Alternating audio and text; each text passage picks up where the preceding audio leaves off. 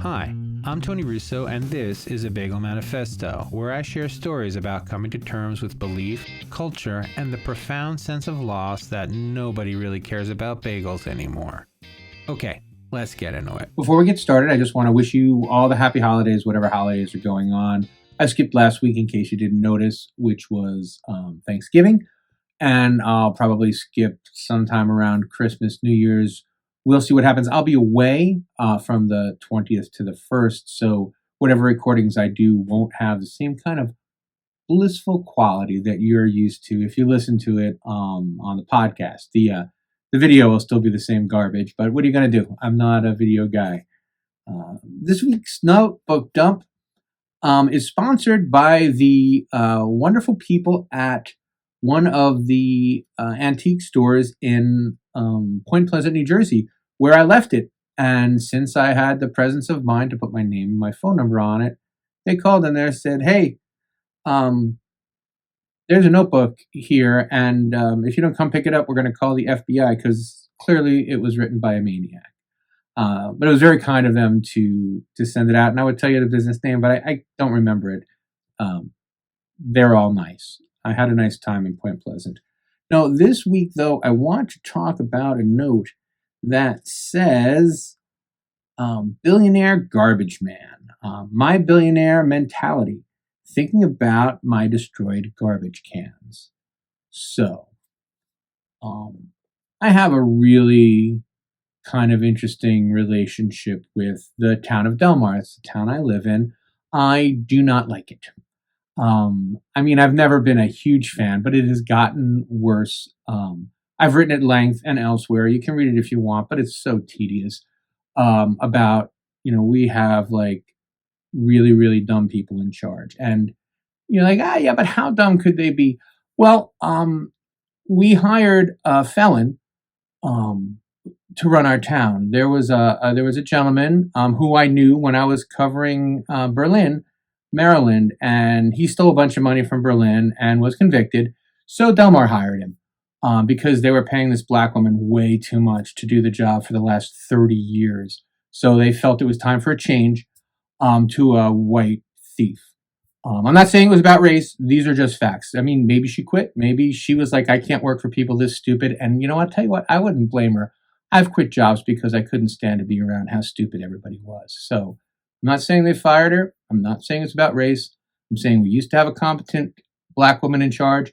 Now we have a felon in charge. Read into that what you will.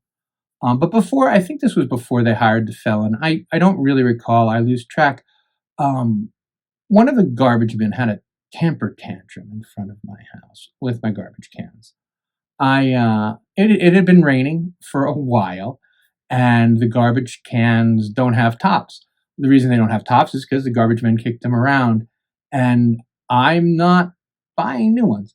I gave them, and this is where I feel like a billionaire. I paid my taxes. I gave you good garbage cans. If you have a bad day at work and kick the hell out of my garbage cans and they don't have tops anymore, that's really between you and your God. That has nothing to do with me. And so I guess it was maybe 3 or 4 months ago. I came home and I put a video up. I'll have a link to the video in the show notes. And I'll tell you what, if I can do it, I'll actually put the video in the video if you guys want to watch the video, which might be fun. But I got home one day and I just took a video of the entire block, and in front of every house, the empty garbage cans were neatly stacked. And in my house, they were just, all over the front lawn, if you will. I don't know why. I have a very good relationship with my postmistress though. So I don't want to jeopardize that by kind of painting the town employees or the people that work here with a broad brush. And I don't think the guy who destroyed my garbage cans even works here anymore. They have, I guess, whoever they can find to pick up the garbage from week to week. I don't believe they're the same people with any kind of regularity. But over the course of, I guess, the last 6 months, the garbage can has just gotten worse and worse and worse. And I keep saying, well, just get a new one. And I will. You know what? I probably will now that I've put this out there and and humiliated myself by just showing what an absolute prick I can be about this kind of thing. Um, and I accept that. I mean, I accept that I am the bad guy in this story, but I think one of the other things that it can help us look at is why billionaires don't feel like they're the bad guys. They're like, I did what I was supposed to do. I gave my money to the government. If they don't want to use it to run the government, that's really between them and the morons who keep giving them jobs. So that's what made me feel very much like the like a billionaire when I thought of it, because it's not that I don't have the money to replace the garbage cans, and it's not that I don't know that the garbage can needs replacing. There's one that's we only put cardboard in it at this point. Oh, no, that's right. I'm sorry. I don't recycle. Delmar decided that they didn't want to. We had a vote, and they decided to not provide recycling services because it was too expensive. So if you want to recycle, you can bring your stuff to the recycling center. But I've taken kind of a broken windows approach to living here in Delmar. If you're not familiar with the broken windows theory, which has been debunked, I know, no need to comment. The idea came from this notion that deteriorating neighborhoods deteriorated more if they weren't kept up. So you have a vacant building, somebody throws a rock through the glass, no one repairs the glass. Before too long, someone else throws a rock, someone spray paints. The next thing you know, you have carjackings. As I say, I think that's been debunked, but the premise of it really appeals to me. And so I abide by my neighbors' wishes. So my neighbors decided that we weren't recycling anymore. I mean, there is a recycling center a block from my house, but I don't work for the town. And if my neighbors have decided that we're not recycling, well, who am I? We live in a democracy, a fragile, messed up one, but one of the things that I think it's easy to forget because we get uh, so hyped up and so combative is that we vote, and then we abide. Well, some of us abide with the results of the vote, and when the town votes that they don't want to be a good town, I mean, I can't. What am I going to do? I'm going to be a crusader. I'm going to go knock door to door and say, hey, we need recycling. They know that we could recycle. They don't want to. It would cost them an extra $3. And it's $3 that they don't think our town is worth. And that's kind of the flipping it on its head. And then again, like kind of like a billionaire attitude. Like they know what they don't want to pay for. And if that's okay with them, it's always going to be okay with me. I just have to participate more. So when I have the opportunity to not recycle, I don't recycle. I recycle when I'm in civilization. When I go to civilized places, like pretty much any other town on the planet, there's a recycling bin. You throw yourself in the recycling bin. I don't mind pitching in, but I'm not going to take a day out of my week. I'm not going to keep my garbage clean long enough to bring it all the way to the recycling center because it's not something that we value here. And I need to just accept that. And I do.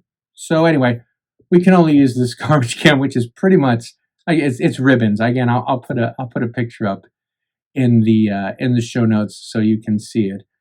And I don't know why I'm so mad at the garbage people. I mean, it really does make their lives a little bit harder, and there's no need for me to make their lives harder. But it's also there's no need for them to make their lives harder. I mean, none of my neighbors have lids left over either because it's not something that the garbage men are interested in preserving. And again, this whole broken windows thing. If they don't care what kind of conditions they leave the garbage cans in, then why should I? And because it's the right thing to do, I got to tell you, it gets exhausting after a while. If you try to do the right thing for long enough, you realize that sometimes you have to decide whether it's worth it. And sometimes it's just not worth it. Recycling isn't worth it to me because it reminds me about how much contempt my neighbors have for the idea of recycling. Taking care of my garbage cans doesn't matter to me because it only bothers me that my neighbors don't care whether or not our garbage cans are in good condition. And it's all that kind of thing. I mean, I'm blessed not to live, and I don't use blessed often or lightly, but I'm blessed not to live in a homeowners association. I would last 13 seconds in one. It was never even on the short list because I certainly don't want to follow my neighbor's rules. But when they give me this opportunity, when they say this is how we feel about the town, I like to reflect that because I think if you asked the regular person in Delmar, they would say, no, Delmar is a nice place to live and we should take care of it. If you asked them if by taking care of it you mean, things like well-maintained sanitation or well-maintained streets, or recycling, and said, well, yeah, it's going to cost you an extra $33 a year. There's no way. There's no world, and that's what we nickel and dime ourselves. We've nickeled and dime ourselves into being a shithole, which is fine. My house is probably worth, 2/3 more than what I paid for it. And that is given that it's in a crappy place. So I'm perfectly acceptable. I'm perfectly happy with that. So anyway, that's how I'm like a billionaire. If you have $1 billion to give anyone and you want me to put my money where my mouth is, please feel free. Send me the $1 billion. I will show you what a jerk I'm capable of being. Next week, if I think of it, I might want to tell you another story of my little petty revenges because it's pathetic. And, I don't want to turn this manifesto into psychoanalysis, but maybe if I continue to report on my sins, I can rectify them. But that's it. Have a great December, and I'll catch you next time. So, what do you think? Even though I've been the only one talking for a while, I'd love to get your impression. You can shoot me an email at bytonyrusso@gmail.com. You can support me and the show by buying my book, Dragged into the Light: Truthers, Reptilians, Super Soldiers, and Death Inside an Online Cult. It's available everywhere you get books.